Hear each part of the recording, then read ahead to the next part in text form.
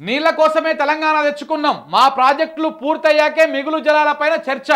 వరద జలాలపై ఇరు రాష్ట్రాల వాటా తేలాలి. వాటాలు తేల్చాల్సినటువంటి బాధ్యత కేంద్రానిదే. రాజకీయాల కంటే రాష్ట్ర ప్రయోజనాలే ముఖ్యం. గోదావరిపై మేము చేపట్టిన ప్రాజెక్టులు పూర్తి కాలేదు.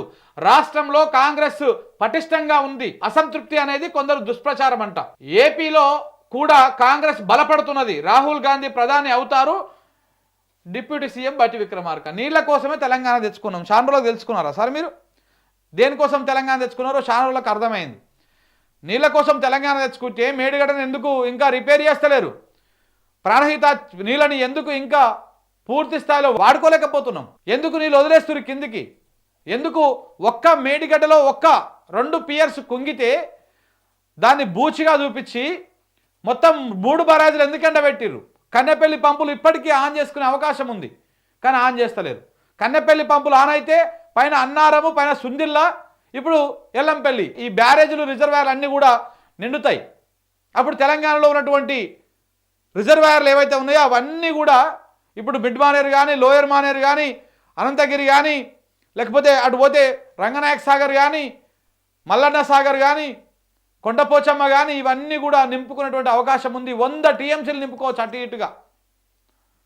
కానీ ఇప్పుడు మొత్తం అన్ని రిజర్వాయర్లను చూస్తే అన్ని డెడ్ స్టోరేజే.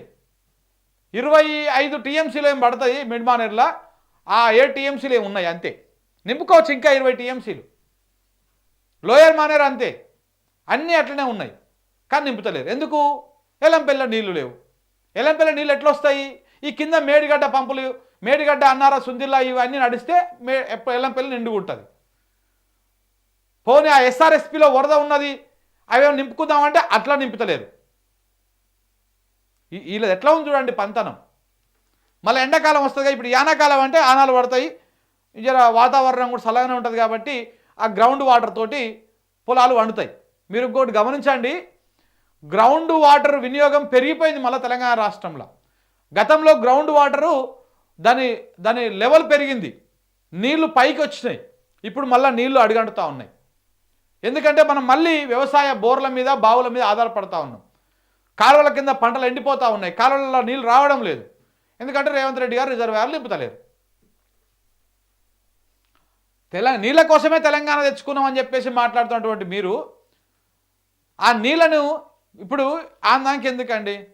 మొన్న చూసినాం మనం, అన్ని గేట్లు, శ్రీశైలం గేట్లు ఎత్తిరు, నాగార్జునసాగర్ గేట్లు ఎత్తిరు, అన్ని కిందికి వదిలేసారు. ఆ కృష్ణా ప్రాజెక్టు మీద, ఆ కృష్ణా పరివాహక ప్రాంతంలో అక్కడ ఉన్నటువంటి ఎన్ని రిజర్వాయర్లు నింపెట్టారు? ఎన్ని ప్రాజెక్టులు నింపెట్టారు చెప్పండి? ఏమి నింపలే. ఈ రకంగా నడుస్తుంది ఇలా పరిపాలన.